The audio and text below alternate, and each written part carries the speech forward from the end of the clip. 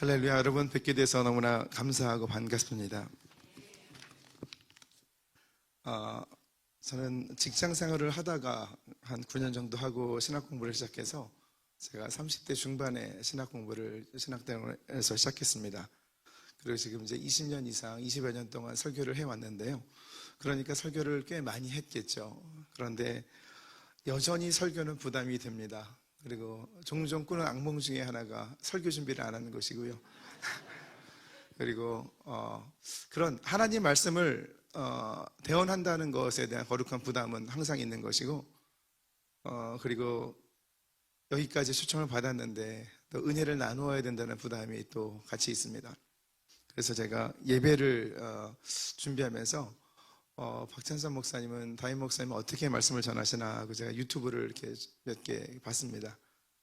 1부 때도 잠깐 말씀 나눴지만 예배에 설교를 좀 길게 하세요. 그러니까 최선을 다하시는구나. 주일 설교도 이렇게 열심을 다하시는데 다른 때는 어떠실까? 제가 더 부담이 되더라고요.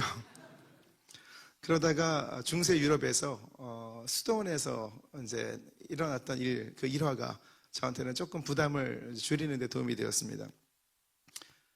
중세 유럽의 한 수도원에는요, 수도사들이 매일 일과를 정리하면서 돌아가면서 설교를 하고 그 다음에 기도로 하루를 마무리하는 그런 전통이 있었습니다.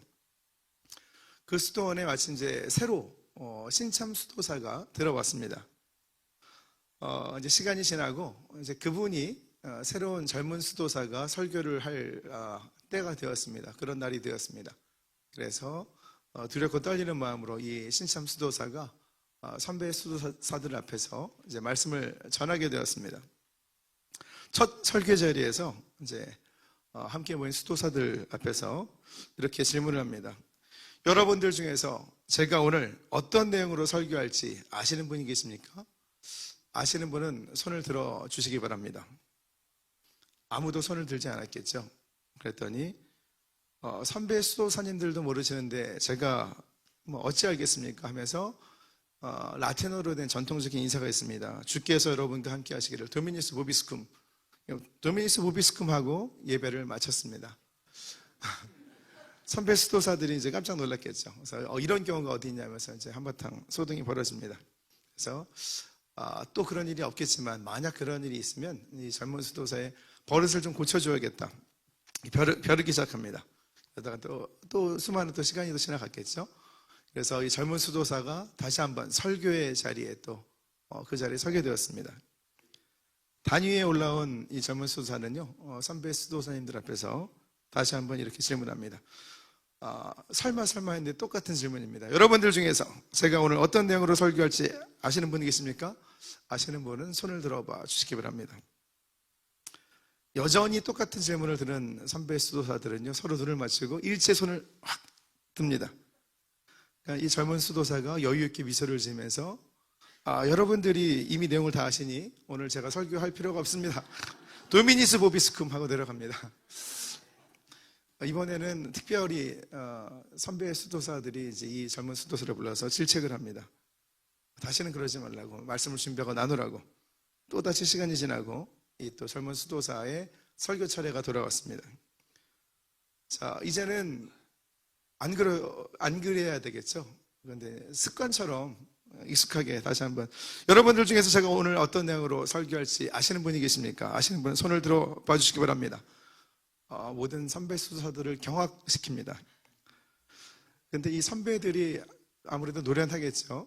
양쪽에서 눈을 맞추시고요. 한쪽에 있는 분들은 손을 드시고 반대쪽에 있는 분들은 손을 들지 않았습니다.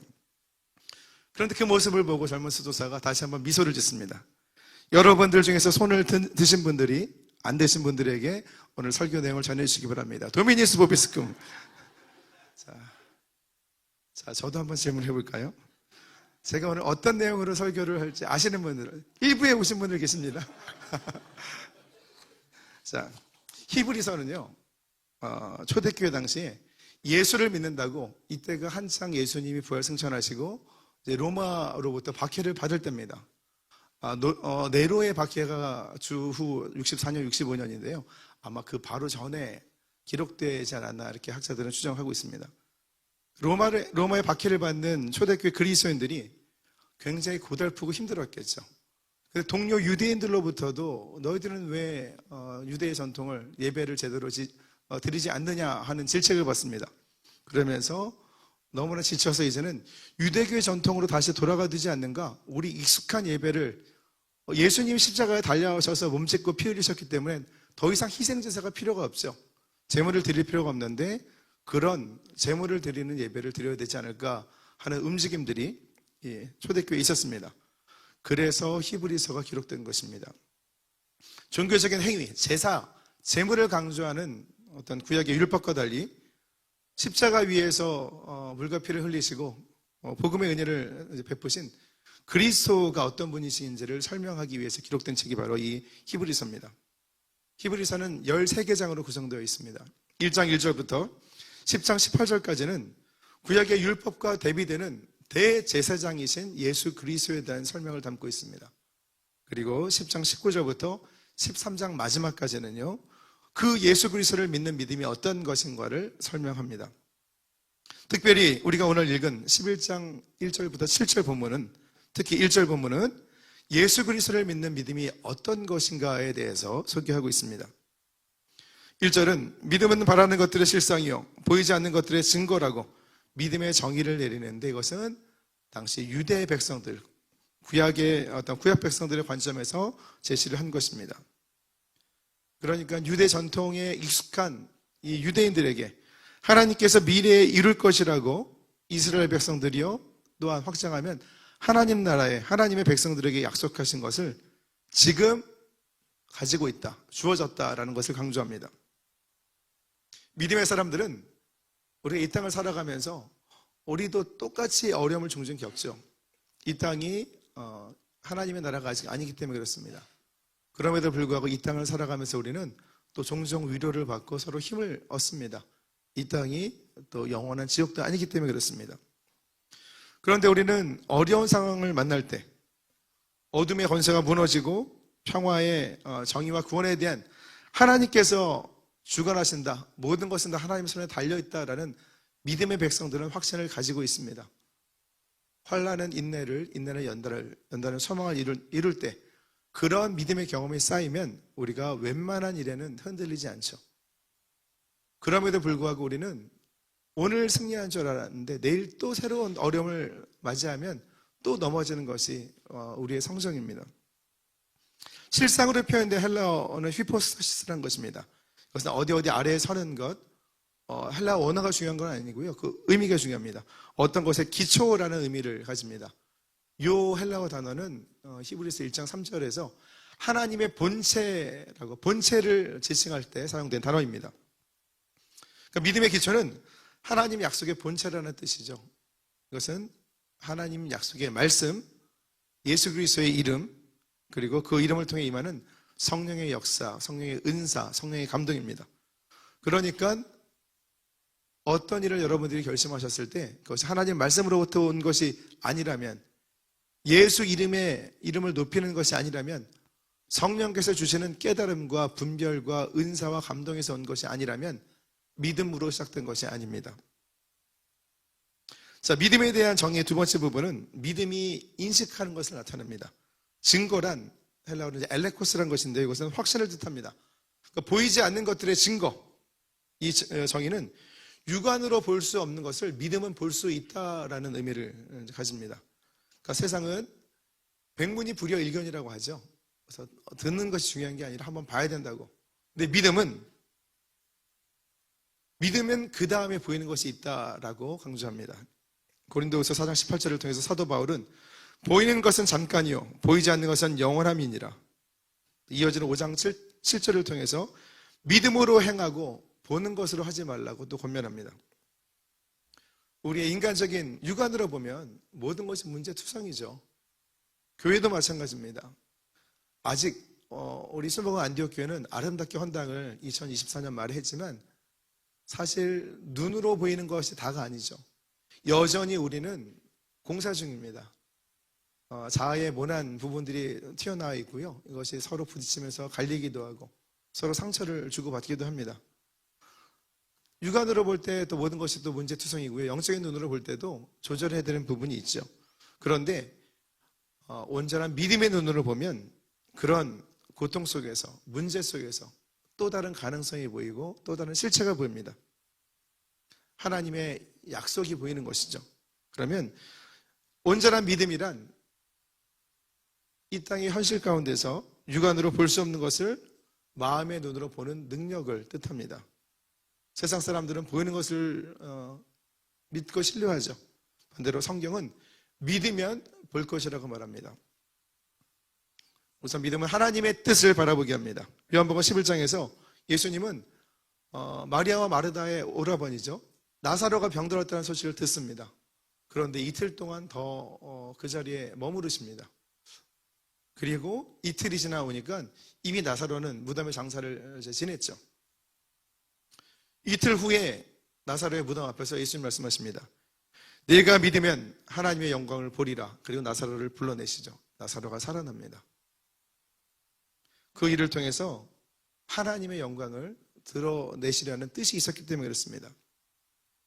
베데스다 연못은 어떻습니까? 38년 된 병자를 치유하시죠. 거기서 하나님의 뜻을 따라 하나님께 영광을 돌리기 위해서 이 치유의 기적을 행하셨다고 말씀하십니다. 그런데 이 38년 된 병자를 제외한 다른 모든 병자들은 병을 앓는 모습 그대로 남아 있었습니다. 그러니까 우리가 어떤 신유의 기적, 또 믿음을 통해서 하나님께서 부어주시는 은혜의 기적이 일상적인 것은 아닙니다. 그런 일이 물론 나타납니다. 믿음의 백성들에게. 그런데 그것은 하나님의 뜻을 따라, 하나님의 말씀을 따라 예수 그리스도의 이름을 높이는 성령의 인도하심을 따라 나타날 때 그 믿음의 기적이, 믿음의 능력이 나타나는 것입니다. 그러니까 제가 혹시 오늘 순복음교는 그런 신유 기도를 많이 하죠. 몸이 불편하신 분은 앞으로 나오시라고 제가 안수 기도를 한다면 제가 기도하면 더 나을 겁니다. 이렇게 함부로 선포하는 것은 굉장히 위험합니다. 하나님의 약속의 말씀을 따라 성령께서 예수 그리스도의 이름을 높이며 성령께서 감동을 주실 때 그렇게 할 수 있는 것이죠. 그때 기적이 나타나는 것입니다. 누구나 다 안수를 하면 다 병이 낫게 된다면 하나님이 우리에게 주신 이성이라는 어떤 일반 은총, 그런 이상의 능력은 필요 없습니다. 의료 인력도 필요가 없겠죠. 병원도 필요가 없게 됩니다. 그런데 하나님은 일반적인 병은 의료진을 통해서, 병원을 통해서 그 병을 다루기를 원하시는 것이죠. 우리가 인간적인 생각으로 하나님의 뜻보다 앞서갈 때 하나님은 우리에게 은혜를 베풀어 주시지를 않습니다. 그런데 하나님께서 앞서가시고 우리가 그 뒤를 따라갈 때 놀라운 믿음의 역사가 나타납니다. 이단들은 정반대의 일을 행하죠. 이단들은 큰 체육관에서 이렇게 큰 신유 기적을 행합니다. 그리고 하나님께 영광 돌린다고 입으로는 이렇게 표현을 합니다. 굉장히 교묘하죠. 예수 그리스도의 이름으로 귀신을 쫓는 것처럼 보입니다. 그런데 수많은 사람들 앞에서 이것 보라고 하면서 교주가 영광을 다 가로챕니다. 결국은 열매로 그 나무를 알죠. 교주 자신이 모든 영광을 다 가로채죠. 그러면서 나중에 이단들이라든지 아니면 잘못된 교회 같은 경우는 그 뿌리가 무엇인지 다 나타나게 되는 것입니다. 하나님의 말씀을 통해서 하나님의 뜻이 온전히 임할 때 기적도 나타나고 믿음의 능력이 나타나게 되는 것입니다. 2절에서는 선진들이 이로써 증거를 얻었다고 말합니다. 여기 나오는 증거는 1절의 증거랑 다릅니다. 이제 헬라어로는 마르투레오라는 것인데요. 이것은 법적인 증거, 물증을 뜻합니다. 그러니까 선진들이 믿음으로 증거를 얻었다는 것은요, 믿음을 통해서 자신들의 삶을 통해서 확증이, 물증이 나타났다라는 것을 이제 증거하고 있는 것입니다. 우리가 말했던 실체, 본체, 그것을 믿음의 선진들은 경험한 것입니다. 그게 뭘까요? 예수 그리스도의 대제사장 되신 예수 그리스도의 십자가 사역을 통해서 하나님의 뜻이 이루어진 구속의 완성, 모든 인류에게 주신 하나님의 복음의 은혜, 그것이 나중에 영원한 하나님의 나라에서 이루어지죠. 그것을 믿음의 선진들은 미리 바라봤다라는 것입니다. 그리고 이 땅에서도 우리가 누려야 되는 믿음의 은혜들이 있죠. 그런데 종종 우리는 온전한 믿음과 인간적인 기대와 소망 사이에서 우리가 오해를 하기 때문에 우리가 실망하고 낙심하는 경우가 있습니다. 수많은 그리스도인들이 믿는 대로 받을 것이라 생각하고 기도하다가 응답이 없어서 낙심합니다. 그런 실망과 좌절의 원인은 온전한 믿음이 아니라 인간적인 기대, 인간적인 소망 가운데서 기도했기 때문에 그렇습니다. 온전한 믿음과 인간적인 소망은 한 세 가지의 면에서 다릅니다. 우선 온전한 믿음은 마음속에 품는 것입니다. 그런데 인간적인 소망은 인간의 생각 속에만 머물러 있습니다. 사도 바울은 로마서 10장 10절을 통해서 사람이 마음으로 믿어 의에 이르고 입으로 시인해서 구원을 얻는다고 말합니다. 믿음의 결과로 의의 열매를 맺는다는 것입니다. 그러니까 믿음은 단순하게 우리가 받아들이는 것이 아니라 믿음은 하나님의 말씀을 통해서 우리 안에 감동이 임하고요, 우리의 마음이 변화하는 것이 믿음입니다. 그러니까 예배를 드린 다음에도 변함이 있어야겠죠. 예배를 잘 드리고 어떤 거친 모습으로 일부터도 잠깐 얘기했지만 청년들이 예배 잘 드리고 할렐루야하고 찬양하다가 나가면서 K-팝이나 뭐 다른 팝송을 부르면 나간다? 이건 종교 행위를 한 것에 불과합니다. 장년들도 마찬가지죠. 예배를 잘 드리셨는데 나가시면서 거친 말을 쏟아내거나 운전을 막 험하게 하시거나 어떤 신호 위반을 막 한다거나 그것은 하나님의 임재를 경험하지 않은 것입니다. 종교 행위를 한 것에 불과합니다. 무언가 구한 것이 있었겠지만 온전한 믿음으로 구한 것이 아니라 인간적인 소망으로 한 것에 불과할 가능성이 높습니다. 그리고 믿음은 들음에서 나며 아까 나누신 그리스도의 말씀으로 말미암느니라. 로마서 10장 17절 말씀 10장 10절에 이어지죠. 그러니까 믿음은, 온전한 믿음은 하나님의 말씀을 통해서 하나님의 뜻을 담는 데서 시작합니다. 말씀 가운데 믿음이 임하는 것이죠. 그러니까 우리가 기도할 때도 인간적인 소망으로 기도할 때는 인간적인 뜻을 따라, 생각을 따라 기도하지만 그런 기도는 향방 없는 기도, 허공을 치는 기도가 됩니다. 근데 온전히 응답받는 열매 맺는 기도는 하나님의 약속의 말씀을 따라하는 기도입니다. 우리 뜻대로 하는 기도는 땅에 떨어지죠. 그런데 의인의 간구는 역사하는 힘이 큽니다. 하나님의 약속의 말씀을 따라 기도하면 하나님이 약속하신 것이죠. 하나님이 꼼짝없이 들어주시죠. 이처럼 온전한 믿음은 하나님의 약속의 말씀을 따라 또 성령의 감동이 임하실 때, 기도하실 때 하나님의 때도 있죠. 물론 이제 베드로 사도는 하나님께는 하루가 천년 같고 천년이 하루 같다고. 그래서 기도하면서 하나님 응답하여 주옵소서. 그러면 어떻게 농담처럼 얘기하면 하루만 기다려라 하면 천년 기다려야 되는 거죠. 근데 그럴 일은 없을 겁니다. 하나님은 우리가 믿음으로 기도하면 바로 응답하십니다. 뒤에 또 나눌 겁니다. 근데 인간적인 소망은 자신의 뜻을 따르기 때문에 응답을 얻지 못합니다. 마가복음 9장의 23절 믿는 자에게는 능치 못할 일이 없느니라. 그리고 의인의 간구는 역사하는 힘이 큽니다. 이런 약속의 말씀은 우리의 마음이 하나님의 뜻을 앞세우는 믿음으로 채워졌을 때 임하는 것입니다. 이루어지는 것입니다. 단순히 인간적인 바람으로 기도하는 것은 우리를 지치게 하고 낙심하게 하죠. 그렇게 보면 우리가 바라는 소망, 믿음과 소망과 사랑은 같이 가죠. 그런데 소망에도 온전한 소망이 있고 또 잘못된 소망이 있다고 우리는 볼 수 있습니다. 온전한 믿음으로 기도하면 믿음이 소망으로 연결이 되죠. 그런데 인간적인 뜻으로, 인간적인 생각으로 기도하면 그 소망은 온전한 것이 되지 못합니다. 마지막으로 온전한 믿음과 인간적인 소망의 차이는, 이거는 이제 시간의 개념으로 보면요, 온전한 믿음은 하나님의 뜻을 따라서 시간을 초월합니다. 지금 기도하고 받은 줄을 믿으라. 지금 마음에 평안이 옵니다. 그리고 하나님의 선하심에 대한 확신이 생기는 것이죠. 현재를 누리게 합니다. 근데 인간적인 소망은 시간의 한계에 갇혀 있습니다. 이루어지지 않은 마음이 조급합니다. 그러니까 믿음은 실상이요 실체로서 지금 미래의 것을, 신실하신 하나님을 우리가 알기 때문에, 믿기 때문에 지금 기도하고 평안을 얻습니다. 물론 이런 일은 있죠. 어떤 문제를 가지고 기도하실 때 기도하시면 평안이 임합니다. 근데 하루가 지나면 이틀이 지나면, 처음에 한 일주일 가던 평안이 이제는 짧아지기 시작합니다. 3일, 하루. 그래서 그날 은혜는 그날 족하고요, 날마다 하나님께 구해야 되는 것입니다. 가끔 이제 안수 기도를 요청받을 때가 있습니다. 뭐 병이 있는 분들, 아니면 문제가 있는 분들. 제가 예전에 기도원 사역도 했었는데요. 기도원은 또 설교도 길게 합니다. 오래 할 때 90분 설교를 하고 60분 또 기도에 인도하고 그렇게 하거든요. 여기도 순복음교회도 제가 3월 때를 가면 거기도 기도학교에는 5시간까지 한 달에 한 번은 기도를 합니다. 현대 현대교회 교인들이 기도를 잘 못해요. 근데 우리 아까 보니까 순복음 안디옥교회 교인들은 기도를 참 잘하시더라고요.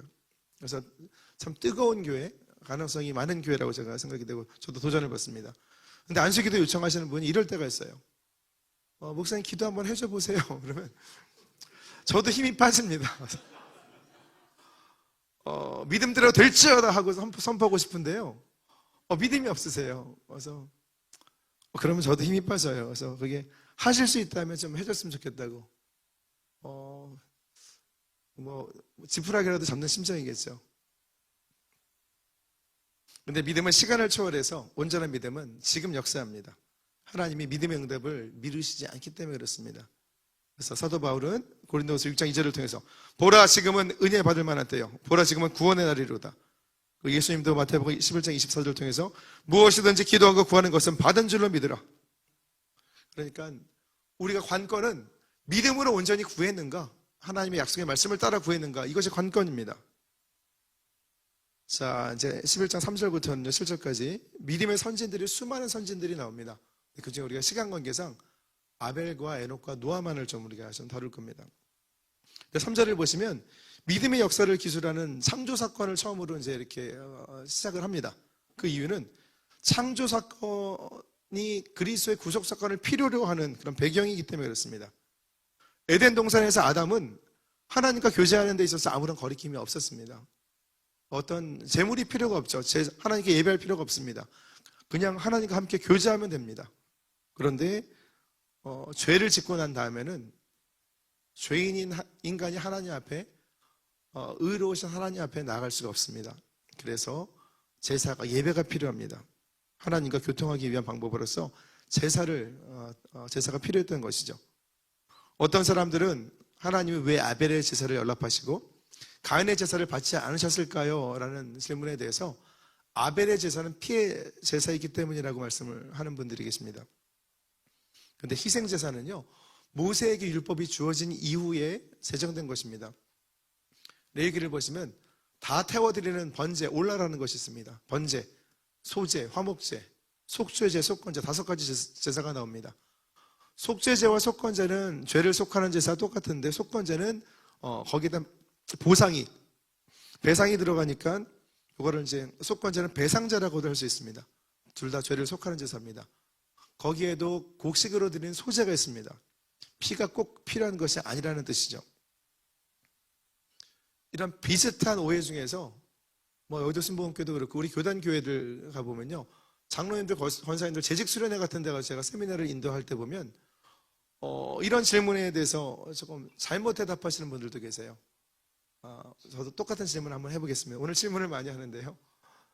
자, 사탄은 타락한 천사의 수장이죠. 같이 타락한 천사들이 귀신들입니다. 디몬스. 사탄이 인간의 마음을 읽을 수 있을까요, 없을까요? 성경은 뭐라고 말합니까? 읽을 수 없습니다. 하나님이 천지만물을 창조하시고 인간의 생사화복을 주관하시는 전지전능하신 분이죠. 전지는 모든 것을 아신다라는 것입니다. 전지전능하신 분, 전지하신 분은 하나님 한 분 외에는 없습니다. 그리고 잠언서 21장 2절을 봐도 마음을 감찰하시는 이는 야훼 하나님 한 분뿐이라고 말합니다. 그리고 외모를 보는 사람과 달리 사무엘상 16장 7절, 하나님은 우리 인간의 중심을 보십니다. 중심을 보실 수 있는 유일한 분은 하나님 한 분입니다. 그리고 시편 139편 2절을 보면 하나님은 인간의 앉고 일어서는 겉모습뿐만 아니라 우리 마음의 생각을 밝히 아시는 분입니다. 사탄은 피조물에 불과하죠. 가끔 이런 선교학 쪽에서는 영적 전쟁이라는 표현도 씁니다. 근데 영적 전쟁은 성립이 되지 않습니다. 사탄은 하나님을 대적할 수 있는 존재가 될 수 없기 때문에 그렇습니다. 사탄은 우리를 교묘하게 속이죠. 그래서 이것은 진리의 대결이죠. 영적 전쟁은 되지 못합니다. 그러니까 제대로 표현을 한다면요, 그러니까 전지하신 하나님, 인간의 마음과 생각을 읽으시는 하나님께서 가인과 아벨이 드린 그 제사, 가인의 마음 중심과 아벨의 마음 중심을 다 보신 것입니다. 아벨은 양을 치는 자입니다. 양의 첫 새끼와 기름으로 하나님께 예물을 드렸습니다. 가인은 농사 짓는 자로서 땅의 소산으로 예물을 드립니다. 그런데 아벨의 제사는 연락이 되었고요, 가인의 제사는 연락되지 않습니다. 가인이 화를 내죠. 하나님은 창세기 4장 6절 7절을 통해서 이렇게 말씀하십니다. 내가 분하여 하면 어찌됨이며 안색이 변하면 어찌됨이냐. 내가 선을 행하면 어찌 낯을 들지 못하겠느냐. 그러면서 죄가 내 문 앞에 있다 하면서 죄를 다스리라고 말씀하십니다. 사단이 제일 잘하는 게 뭘까요? 욥기를 보시면 천상회의가 있습니다. 하나님이 물어보세요. 사탄에게 너 뭐 하다 왔느냐? 이 땅을 두루 다니다 왔습니다. 욥이 두 번째 시험을 당할 때도 천상회의에서 사탄이 있습니다. 너 뭐 하다 왔느냐? 이 땅 두루 다니다 왔습니다. 베드로 뭐라고 얘기합니까? 근신하라 깨어라. 너의 대적 마귀가 우는 사자와 같이 두루 다니며 삼킬 자를 찾나니. 우리를 미혹하고 속이기 위함이죠. 예수님이 귀신을 쫓은 어떤 그런 말씀하실 때도 비유를 통해서도 귀신을 쫓았습니다. 근데 그 마음 중심에 하나님 말씀이 임하지는 않아요. 그러니까 나간 귀신이 두루 다니다가 물 없는 곳으로 두루 다니다가 거할 데가 없으니까 다시 와서 그 사람 안에 들어가요. 그 사람의 나중 형편이 처음보다 심해집니다. 사탄이 좋아하는 곳 광야입니다. 두루 다니며 물 없는 곳. 물과 피는요, 땀과 희생 이런 것을 상징하죠. 예수 그리스도께서 십자가 위에서 흘리신 물과 피와 정반대죠. 사탄은 희생이 없는 것, 섬김이 없는 것, 눈물이 없는 것, 땀이 없는 것, 그런 것을, 광야, 메마른 것을 좋아합니다. 물 없는 것을 좋아하죠. 그래서 우리가 신앙생활할 때 우리 마음을 마르게 합니다. 땀과 눈물이 사라지게 하고요, 희생이 사라지게 하죠. 희생의 마음을 말라버리게 하는 것, 사탄이 우리를 미혹해 하고 사탄의 역사입니다.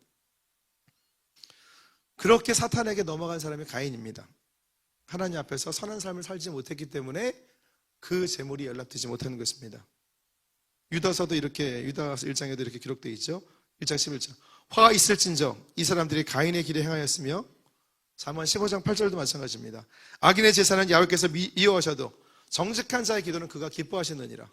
그러니까 하나님께 연락되는 제사의 관건은요, 예배의 관건은 사람의 마음 중심입니다. 혹시 여러분 어떤 마음으로 이 자리에 나오셨습니까? 선한 삶을 살지 못했던 가인은 하나님의 이런 책망을 듣고 동생 아벨을 쳐 죽입니다. 때려 죽인 거예요. 아벨이 의롭다 하심을 얻은 이유는 죽었기 때문이 아닙니다.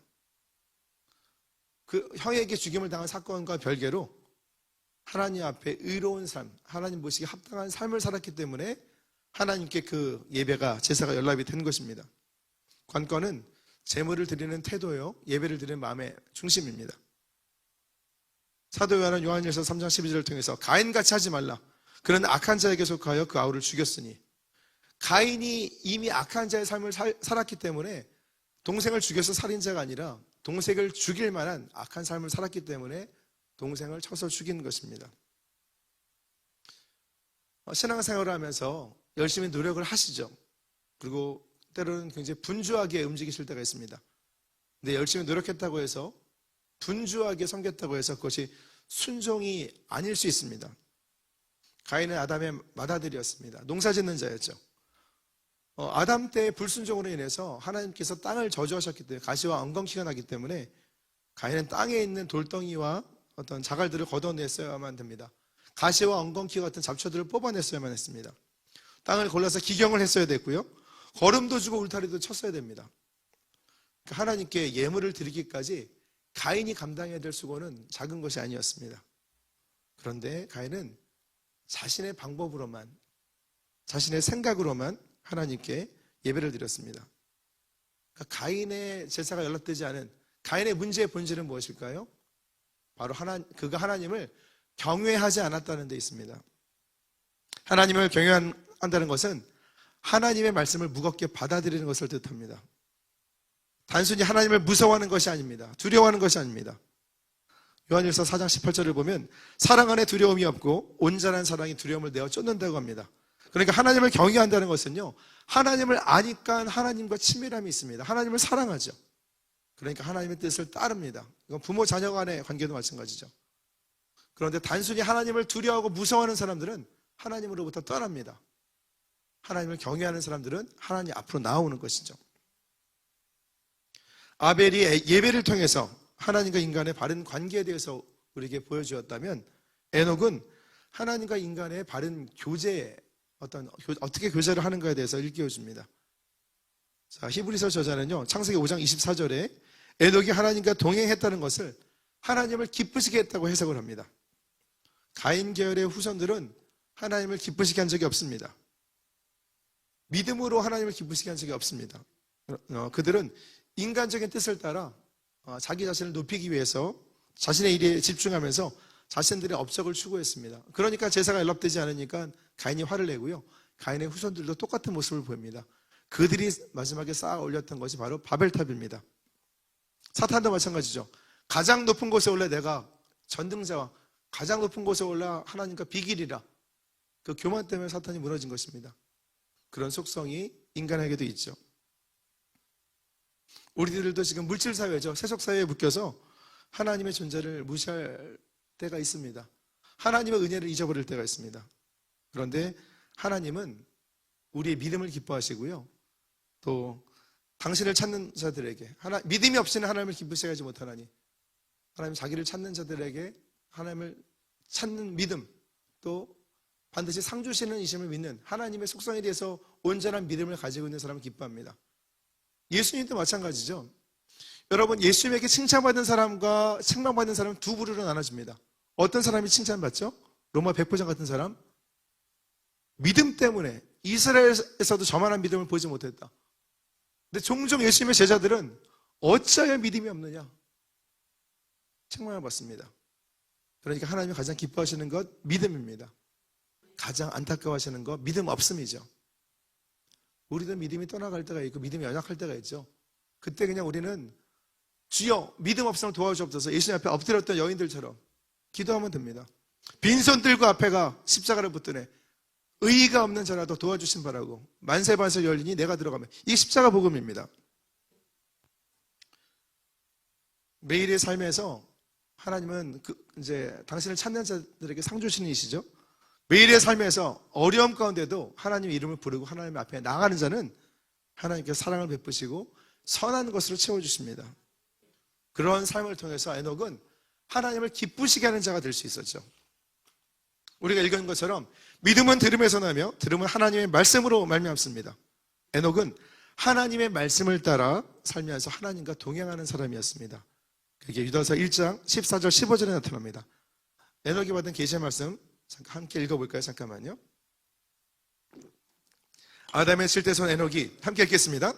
아담의 칠대손 에녹이 사람들에 대하여 예언하여 이르되, 보라, 주께서 그 수만의 거룩한 자와 함께 임하셨나니 이는 무사람을 심판하사 모든 경건하지 않은 자가 경건하지 않게 행한 모든 경건하지 않은 일과 또 경건하지 않은 죄인들이 주를 거슬려 한 모든 완악한 말로 말미암아 그들을 정죄하려 하심이라.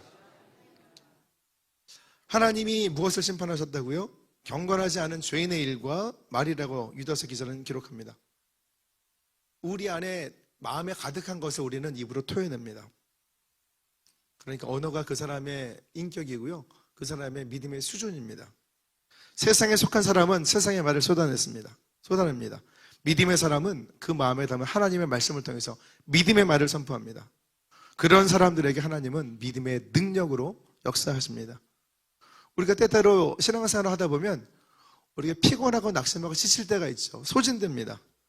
그런데 변함없이, 우리는 힘들어도 하나님은 변함없이 우리를 바라보시고요, 경건한 믿음의 사람을 귀하게 바라보시고 때를 따라 특별한 필요한 능력을 공급해 주십니다.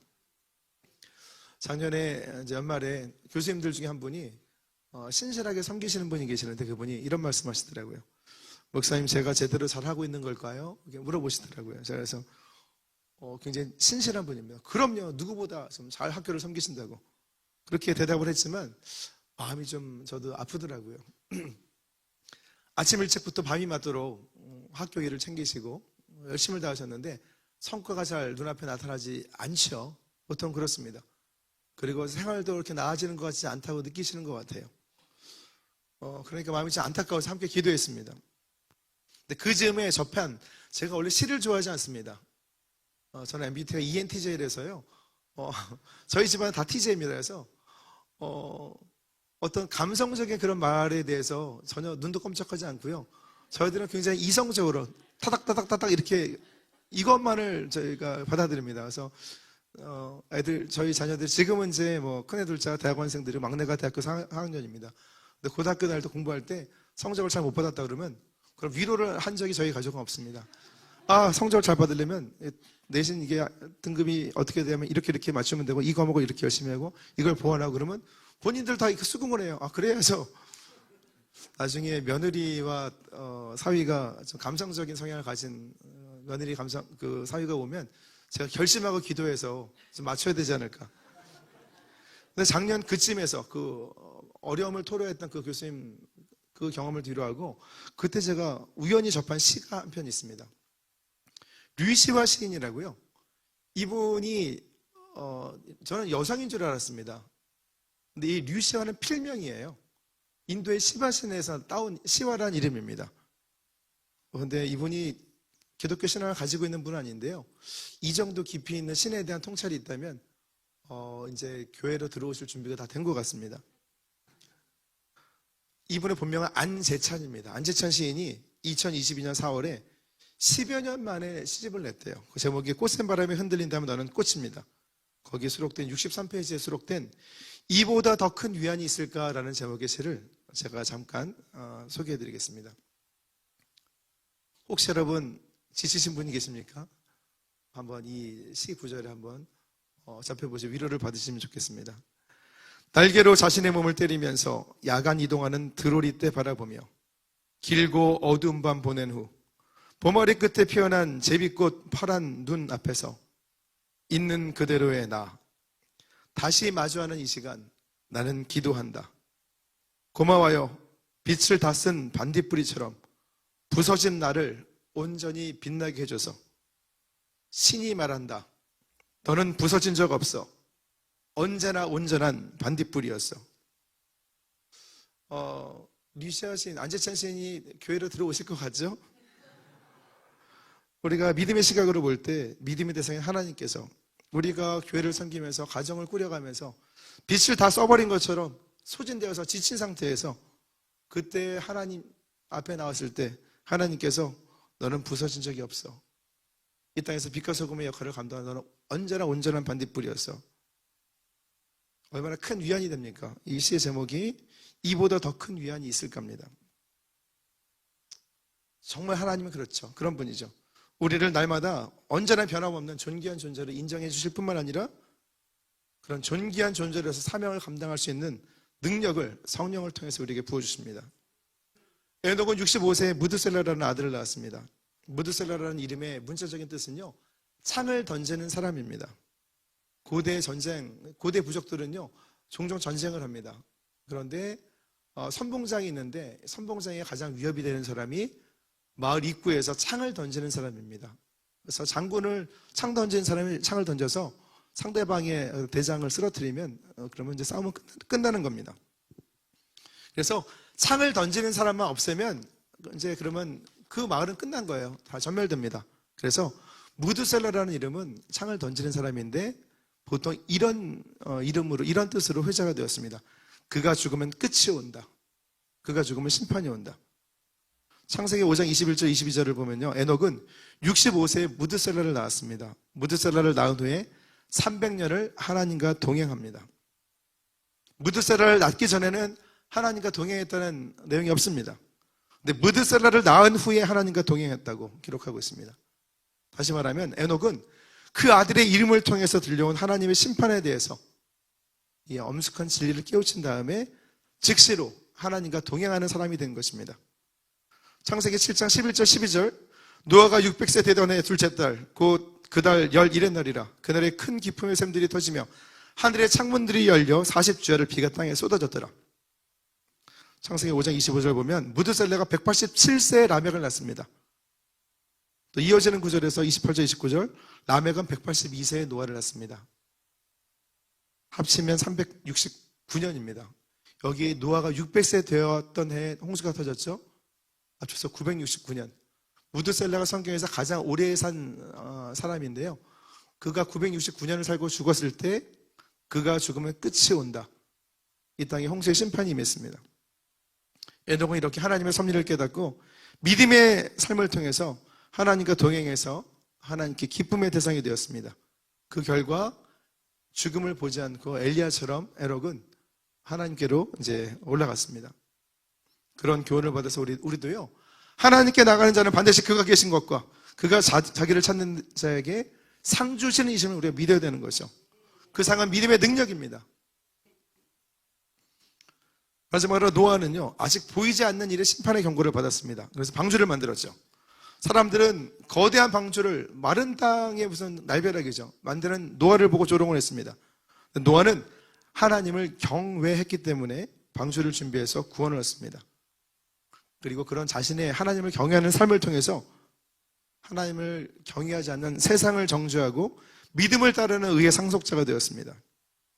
지난 2007년에 개봉된 영화 중에 이런 노아 홍수 비슷한 에반 올마이리라는 영화가 있습니다.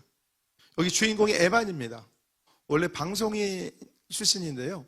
가족들과 조금 더 가까이 지내기 위해서 사춘기에 접어든 아이들과 또 아내 조앤과 조금 더 친밀한 관계를 맺기 위해서 방송 일을 그만두고 정치계 투신합니다.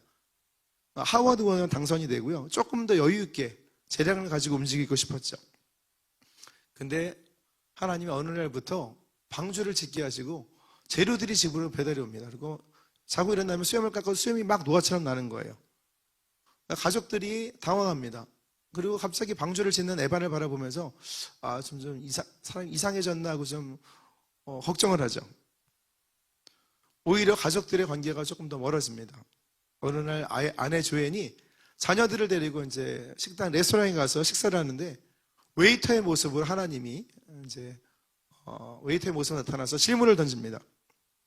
아내 조앤에게 누군가 인내를 달라고 기도하면 하나님은 인내심이 막 생기게 해주실까요? 아니면 인내를 발휘할 기회를 주실까요?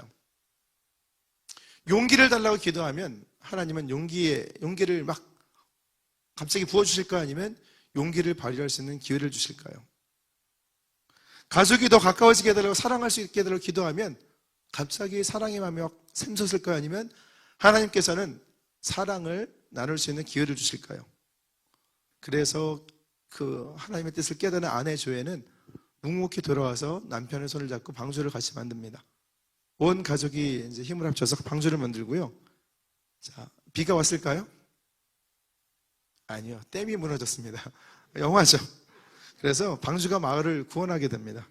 실제 노아 홍수와는 다른 사건이죠. 영화 속에서 하나님께서 건네신 대화 속에는 믿음을 발휘하는 기회, 실제 노아가 방주를 만들었던 행함에 대해서 우리에게 도전합니다. 히브리서에 등장하는 믿음의 선진들의 공통점은 그들이 하나님과의 관계를 확신했다는 점에 있습니다. 창세기 6장 9절, 노아는 의인이요 당대의 완전한 자라고요. 성경에서 의인으로 묘사된 최초의 인물이 바로 노아입니다. 이어지는 하나님과 동행했다는 그런 구절을 통해서 에녹처럼 노아도 하나님과 동행했다는 사실을 알 수 있죠. 에녹과 노아는 하나님의 음성, 말씀을 들었고요. 하나님을 경외해서 하나님 말씀에 순종하는 삶을 살았습니다. 그런 그들의 모습을 하나님은 의롭게 여겨주시죠. 히브리서 12장 1절이 묘사하는 것처럼 구름같이 둘러싼 허다한 증인들이 우리 곁에서 우리의 믿음의 여정을 응원합니다. 그 증인들은 우리가 읽은 오늘 히브리서 11장에서 만났던 믿음의 선배들입니다. 그 중에 에녹의 얼굴도 우리는 발견할 수 있겠죠. 이렇게 말할 것입니다. 나는 악한 시대에 살았습니다. 하지만 300년을 하나님과 동행했습니다. 여러분도 하나님과 동행하시길 바랍니다. 그 가운데는 노아도 있습니다. 여러분, 나는 고독했습니다. 아무도 내 믿음에 동의하는 사람이 없었습니다. 하지만 나는 하나님의 말씀을 믿고 순종해서 방주를 짓고 그 시대를 향해서 하나님의 거룩한 구원을 선포했습니다. 여러분도 힘들고 지칠지라도 고독할지라도 하나님의 말씀을 믿고 믿음에 달려갈 길을 달려가시길 바랍니다. 이 응원단은 가만히 구경만 하고 있는 것이 아닙니다. 우리보다 앞서서 그 길을 걸어갔습니다. 이 믿음의 여정의 아픔과 고독도 다 알고 있지요. 그런 그들이 우리에게 함성을 보내면서 응원합니다. 마라톤 선수들이 페이스를 조절해야 되죠. 컨디션 관리를 해야죠. 41.195km. 굉장히 긴 여정입니다. 이 마라토너들이 좋은 성적을 거둘 수 있도록 앞에서 뛰어주는, 함께 뛰어주는 사람들이 있습니다. 페이스 메이커라는 사람들이죠. 그러니까 내 힘으로는 완주할 수 없습니다. 아무리 연습을 하고 훈련을 해도. 그런데 이미 코스를 완주하고 메달까지 땄던 베테랑 선수가 페이스메이커가 함께 뛰어주면 우리는 이 여정을 완주할 수 있습니다. 코스에 곳곳에 난관들이 있죠. 어려운 코스들이 있습니다. 장애물이 있습니다.